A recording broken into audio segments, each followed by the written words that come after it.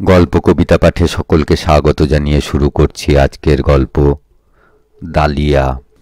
লেখক রবীন্দ্রনাথ ঠাকুর। পরাজিত শাহ সুজা ঔরঙ্গজেবের ভয়ে পলায়ন করিয়া আরাকান রাজের আতিথ্য গ্রহণ করেন। সঙ্গে ৩ সুন্দরী কন্যা ছিল। আরাকান রাজের ইচ্ছা হয় রাজপুত্রদের সহিত তাহাদের বিবাহ দেন।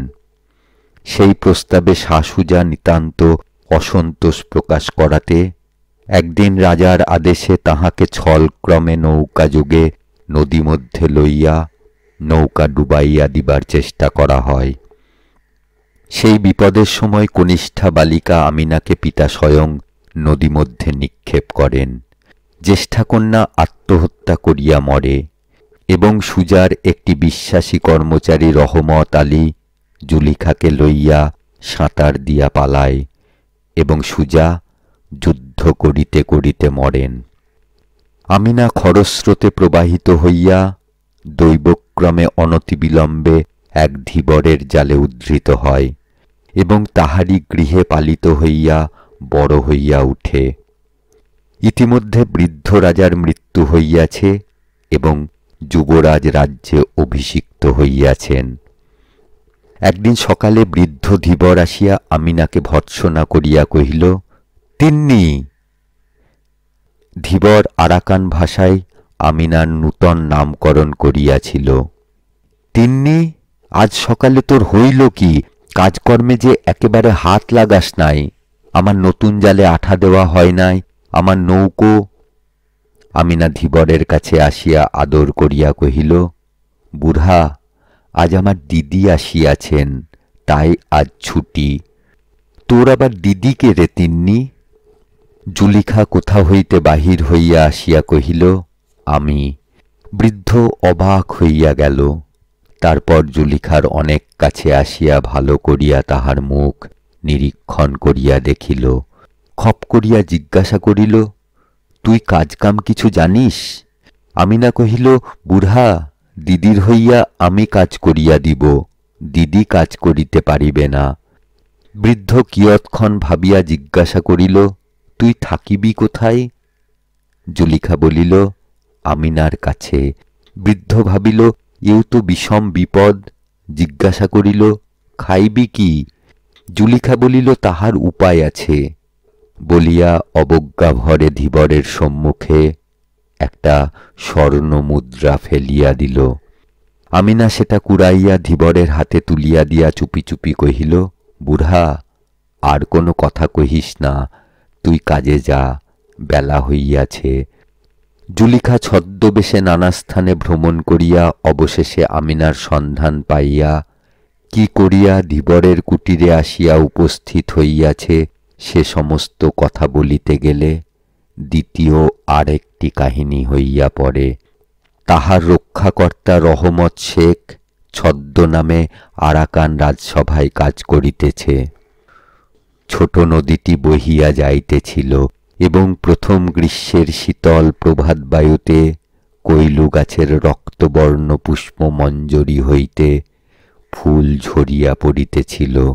গাছের তলায় বসিয়া জুলিখা আমিনাকে কহিল, ঈশ্বর যে আমাদের 2 ভগ্নীকে মৃত্যুর হাত হইতে রক্ষা করিয়াছেন, সে কেবল পিতার হত্যার প্রতিশোধ লইবার জন্য, নহিলে আর তো কোনো কারণ খুঁজিয়া পায় না।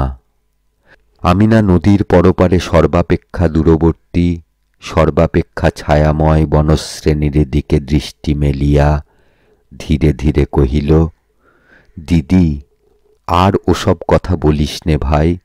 আমার এই পৃথিবীটা একরকম বেশ লাগিতেছে। মরিতে চাই তো পুরুষগুলো কাটাকাটি করিয়া মরুকগে, আমার এখানে কোনো দুঃখ নাই। জুলিখা বলিল, ছি ছি আমিনা, তুই কি শাহজাদার ঘরের মেয়ে?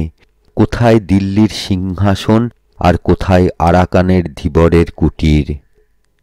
আমিনা হাসিয়া কহিল, দিদি, দিল্লির সিংহাসনের চেয়ে আমার বুড়ার এই কুটির এবং এই কৈলু গাছের ছায়া যদি কোনো বালিকার বেশি ভালো লাগে, তাহাতে দিল্লির সিংহাসন এক বিন্দু অশ্রুপাত করিবে না। জুলিখা কতকটা আনমনে কতকটা আমিনাকে কহিল, তা তোকে দোষ দেওয়া যায় না, তুই তখন নিতান্ত ছোট ছিলি। কিন্তু একবার ভাবিয়া দেখ, পিতা তোকে সবচেয়ে বেশি ভালোবাসিতেন বলিয়া তোকেই স্বহস্তে জলে ফেলিয়া দিয়াছিলেন। সেই পিতৃদত্ত মৃত্যুর চেয়ে এই জীবনকে বেশি প্রিয় জ্ঞান করিস না। তবে যদি প্রতিশোধ তুলিতে পারিস, তবেই জীবনের অর্থ থাকে। আমিনা চুপ করিয়া দূরে চাহিয়া রহিল। কিন্তু বেশ বুঝা গেল, সকল কথা সত্ত্বেও বাহিরের এই বাতাস এবং গাছের ছায়া এবং আপনার নবযৌবন এবং কি একটা সুখস্মৃতি তাহাকে নিমগ্ন করিয়া রাখিয়াছিল। কিছুক্ষণ পরে একটা দীর্ঘ নিঃশ্বাস ফেলিয়া কহিল, দিদি, তুমি একটু অপেক্ষা করো ভাই, আমার ঘরের কাজ বাকি আছে, আমি না রাঁধিয়া দিলে বুড়া খাইতে পাইবে না। জুলিখা আমিনার অবস্থা চিন্তা করিয়া ভারী বিমর্ষ হইয়া চুপ করিয়া বসিয়া রহিল। এমন সময় হঠাৎ ধূপ করিয়া একটা লম্ফের শব্দ হইল এবং পশ্চাৎ হইতে কে একজন জুলিখার চোখ টিপিয়া ধরিল। জুলিখা ত্রস্ত হইয়া কহিল, কেউ? স্বর শুনিয়া যুবক চোখ ছাড়িয়া দিয়া সম্মুখে আসিয়া দাঁড়াইল। জুলিখার মুখের দিকে চাহিয়া অম্লান বদনে কহিল, তুমি তো তিন্নি নও। যেন জুলিখা বরাবর আপনাকে তিন্নি বলিয়া চালাইবার চেষ্টা করিতেছিল। কেবল যুবকের অসামান্য তীক্ষ্ণ বুদ্ধির কাছে সমস্ত চাতুরী প্রকাশ হইয়া পড়িয়াছে। জুলিখা বসন সংবরণ করিয়া দৃপ্তভাবে উঠিয়া দাঁড়াইয়া দুই চক্ষে অগ্নিবাণ নিক্ষেপ করিল। জিজ্ঞাসা করিল, কে তুমি? যুবক কহিল, তুমি আমাকে চেনো না, তিন্নি জানে। তিন্নি কোথায়? তিন্নি গোলযোগ শুনিয়া বাহির হইয়া আসিল। জুলিখার রোষ এবং যুবকের হতবুদ্ধি বিস্মিত মুখ দেখিয়া আমিনা উচ্চৈঃস্বরে হাসিয়া উঠিল। কহিল, দিদি, ওর কথা তুমি কিছু মনে করিও না। ও কি মানুষ? ও একটা বনের মৃগ। যদি কিছু বেয়াদপি করিয়া থাকে, আমি উহাকে শাসন করিয়া দিব। ডালিয়া, তুমি কি করিয়াছিলে? যুবক তৎক্ষণাৎ কহিল, চোখ টিপিয়া ধরিয়াছিলাম। আমি মনে করিয়াছিলাম তিন্নি, কিন্তু ও তো তিন্নি নয়। তিন্নি সহসা দুঃসহ ক্রোধ প্রকাশ করিয়া উঠিয়া কহিল, ফের ছোট মুখে বড় কথা, কবে তুমি তিন্নির চোখ টিপিয়াছ? তোমার তো সাহস কম নয়। যুবক কহিল, চোখ টিপিতে তো খুব বেশি সাহসের দরকার করে না, বিশেষত পূর্বের অভ্যাস থাকিলে। কিন্তু সত্য বলিতেছি তিন্নি, আজ একটু ভয় পাইয়া গিয়াছিলাম। বলিয়া গোপনে জুলিখার প্রতি অঙ্গুলি নির্দেশ করিয়া আমিনার মুখের দিকে চাহিয়া নিঃশব্দে হাসিতে লাগিল। আমিনা কহিল, না, তুমি অতি বর্বর, শাহজাদির সম্মুখে দাঁড়াইবার যোগ্য নও। তোমাকে সহবত শিক্ষা দেওয়া আবশ্যক। দেখো, এমনি করিয়া সেলাম করো। বলিয়া আমিনা তাহার যৌবন মঞ্জরিত তনুলতা অতি মধুর ভঙ্গিতে নত করিয়া জুলিখাকে সেলাম করিল। যুবক বহু কষ্টে তাহার নিতান্ত অসম্পূর্ণ অনুকরণ করিল। বলিল, এমনি করিয়া 3 পা পিছু হটিয়া আইসো। যুবক পিছু হটিয়া আসিল। আবার সেলাম করো। আবার সেলাম করিল। এমনি করিয়া পিছু হটাইয়া সেলাম করাইয়া আমিনা যুবককে কুটিরের দ্বারের কাছে লইয়া গেল। কহিল, ঘরে প্রবেশ করো। যুবক ঘরে প্রবেশ করিল। আমিনা বাহির হইতে ঘরের দ্বার রুদ্ধ করিয়া দিয়া কহিল, একটু ঘরের কাজ করো, আগুনটা জ্বালাইয়া রাখো। বলিয়া দিদির পাশে আসিয়া বসিল। কহিল, দিদি, রাগ করিস নে ভাই, এখানকার মানুষগুলো এই রকমের, হাড় জ্বালাতন হইয়া গেছে। কিন্তু আমিনার মুখে কিংবা ব্যবহারে তাহার লক্ষণ কিছুই প্রকাশ পায় না। বরং অনেক বিষয়ে এখানকার মানুষের প্রতি তাহার কিছু অন্যায় পক্ষপাত দেখা যায়। জুলিখা যথাসাধ্য রাগ প্রকাশ করিয়া কহিল, বাস্তবিক আমিনা, তোর ব্যবহারে আমি আশ্চর্য হইয়া গেছি। একজন বাহিরের যুবক আসিয়া তোকে স্পর্শ করিতে পারে, এত বড় তাহার সাহস? আমিনা দিদির সহিত যোগ দিয়া কহিল, দেখি বোন, যদি কোনো বাদশাহ কিংবা নবাবের ছেলে এমন ব্যবহার করিত, তবে তাহাকে অপমান করিয়া দূর করিয়া দিতাম।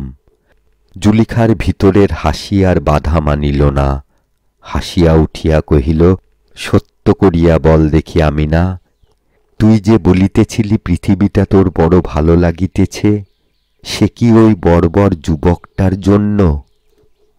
আমিনা কহিল, তা সত্য কথা বলি দিদি, ও আমার অনেক উপকার করে। ফুলটা ফলটা পাড়িয়া দেয়, শিকার করিয়া আনে, একটা কিছু কাজ করিতে ডাকিলে ছুটিয়া আসে। অনেকবার মনে করি উহাকে শাসন করিব, কিন্তু সে চেষ্টা বৃথা। যদি খুব চোখ রাঙাইয়া বলি, ডালিয়া, তোমার প্রতি আমি ভারী অসন্তুষ্ট হইয়াছি, ডালিয়া মুখের দিকে চাহিয়া পরম কৌতুকে নিঃশব্দে হাসিতে থাকে। এদের দেশে পরিহাস বোধ করি এই রকম, দুঘা মারিলে ভারী খুশি হইয়া উঠে। তাহাও পরীক্ষা করিয়া দেখিয়াছি। ওই দেখো না, ঘরে পুরিয়া রাখিয়াছি, বড় আনন্দে আছে। দ্বার খুলিলেই দেখিতে পাইব মুখ চক্ষু লাল করিয়া মনের সুখে আগুনে ফুঁ দিতেছে। ইহাকে লইয়া কি করি বলতো বোন? আমি তো আর পারিয়া উঠি না। জুলিখা কহিল, আমি চেষ্টা দেখিতে পারি। আমিনা হাসিয়া মিনতি করিয়া বলিল, তোর দুটি পায়ে পড়ি বোন, ওকে আর তুই কিছু বলিস না। এমন করিয়া বলিল যেন ওই যুবকটি আমিনার একটি বড় সাধের পোষা হরিণ, এখনো তাহার বন্য স্বভাব দূর হয় নাই। পাছে অন্য কোনো মানুষ দেখিলে ভয় পাইয়া নিরুদ্দেশ হয়, এমন আশঙ্কা আছে। এমন সময় ধীবর আসিয়া কহিল, আজ ডালিয়া আসে নাই তিন্নি? আসিয়াছে। কোথায় গেল? সে বড় উপদ্রব করিতেছিল, তাই তাহাকে ওই ঘরে পুরিয়া রাখিয়াছি। বৃদ্ধ কিছু চিন্তান্বিত হইয়া কহিল, যদি বিরক্ত করে সহিয়া থাকিস। অল্প বয়সে অমন সকলেই দুরন্ত হইয়া থাকে, বেশি শাসন করিস না। ডালিয়া কাল এক থলু দিয়া আমার কাছে 3টি মাছ লইয়াছিল, থলু অর্থে স্বর্ণ মুদ্রা। আমিনা কহিল, ভাবনা নাই বুড়া, আজ আমি তাহার কাছে 2 থলু আদায় করিয়া দিব, একটিও মাছ দিতে হইবে না। বৃদ্ধ তাহার পালিতা কন্যার এত অল্প বয়সে এমন চাতুরী এবং বিষয় বুদ্ধি দেখিয়া পরম প্রীত হইয়া তাহার মাথায় সস্নেহ হাত বুলাইয়া চলিয়া গেল। আশ্চর্য এই, ডালিয়ার আসা যাওয়া সম্বন্ধে জুলিখার ক্রমে আর আপত্তি রহিল না।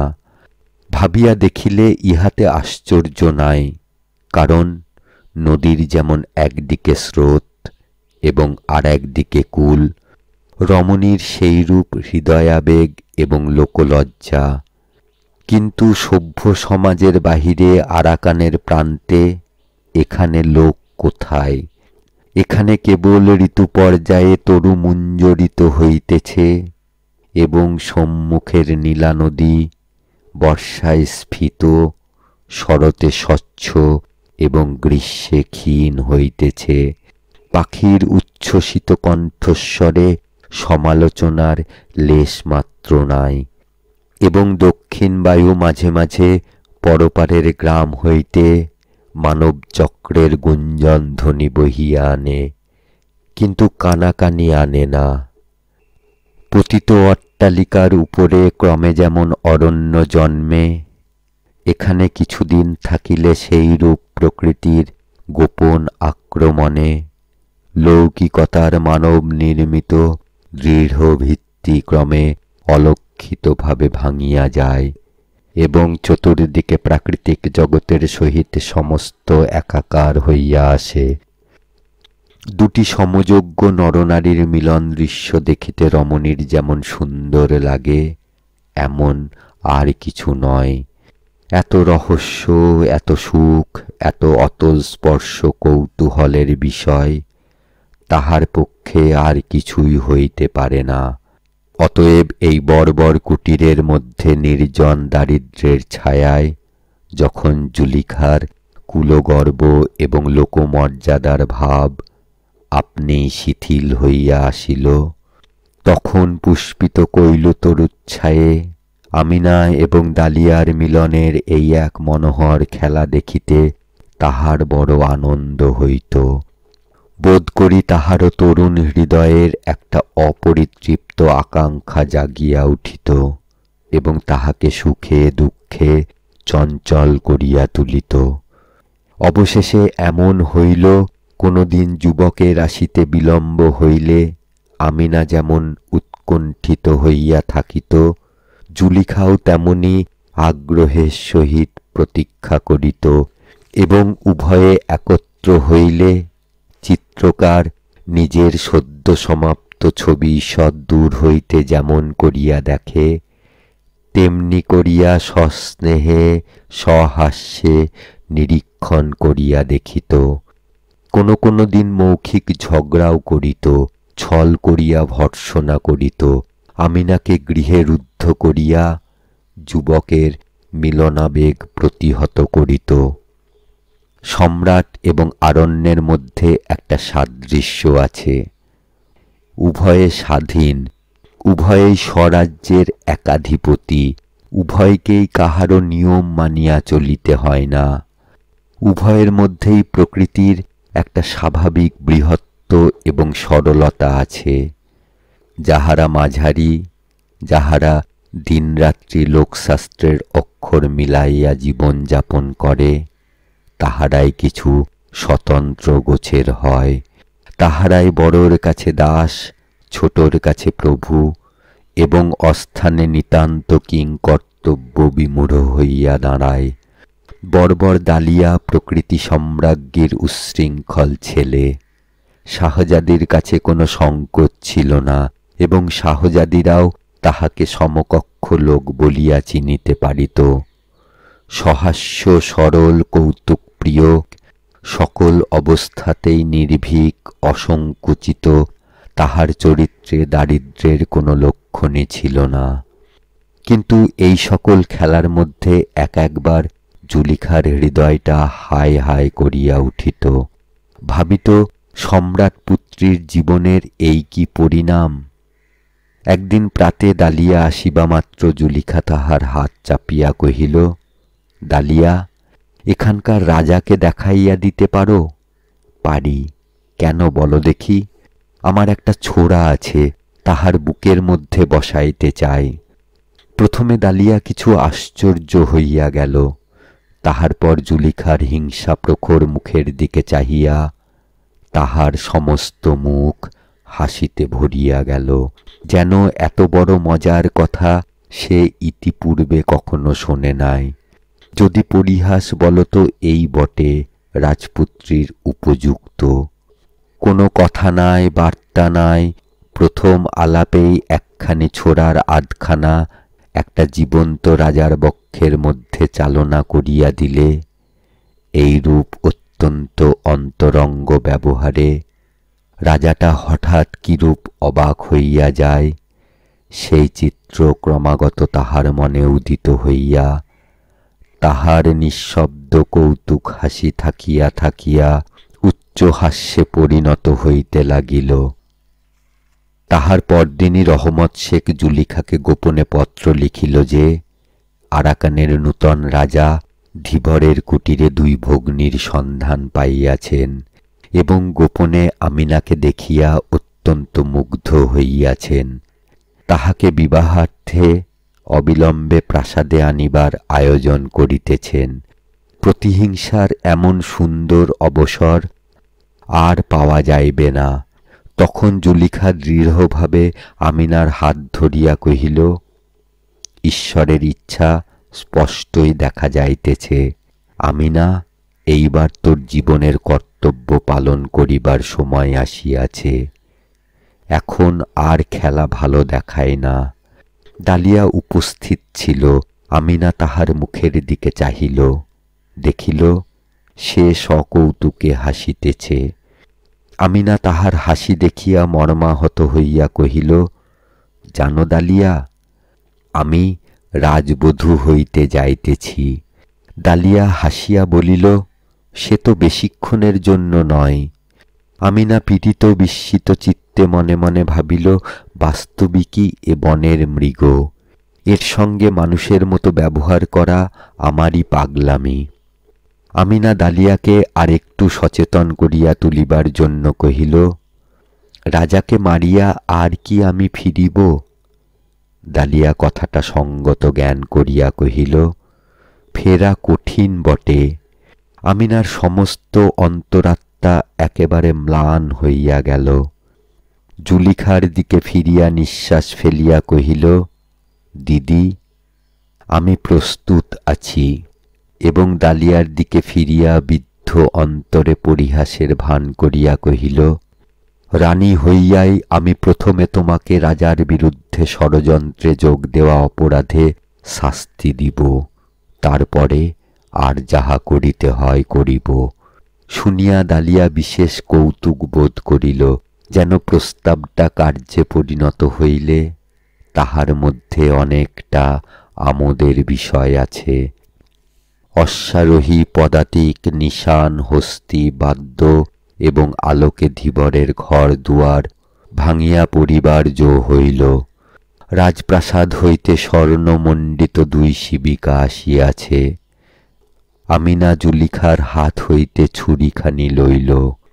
তাহার হস্তিদন্ত নির্মিত কারুকার্য অনেকক্ষণ ধরিয়া দেখিল। তাহার পর বসন উদ্ঘাটন করিয়া নিজের বক্ষের উপর একবার ধার পরীক্ষা করিয়া দেখিল। জীবন মুকুলের বৃন্তের কাছে ছুরিটি একবার স্পর্শ করিল, আবার সেটি খাপের মধ্যে পুরিয়া বসনের মধ্যে লুকাইয়া রাখিল। একান্ত ইচ্ছা ছিল এই মরণযাত্রার পূর্বে একবার ডালিয়ার সহিত দেখা হয়, কিন্তু কাল হইতে সে নিরুদ্দেশ।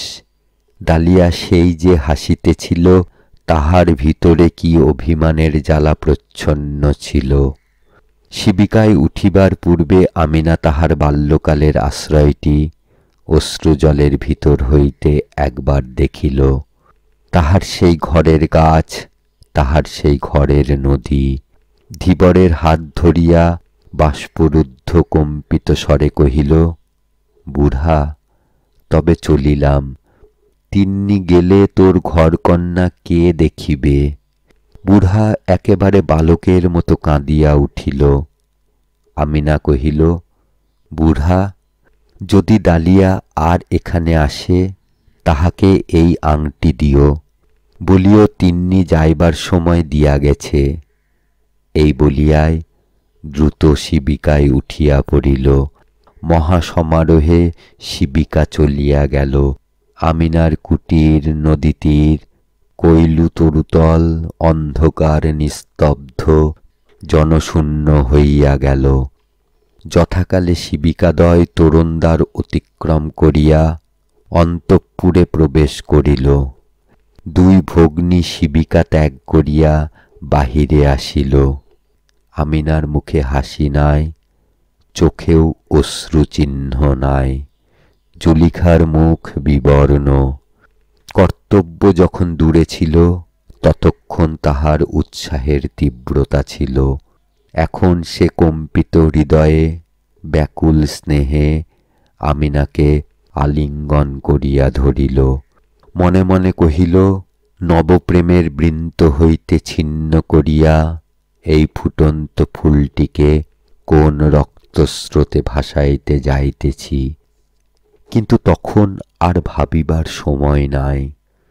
পরিচারিকাদের দ্বারা নীত হইয়া শত সহস্র প্রদীপের অনিমেষ তীব্র দৃষ্টির মধ্য দিয়া দুই ভগিনী স্বপ্নাহতের মতো চলিতে লাগিল।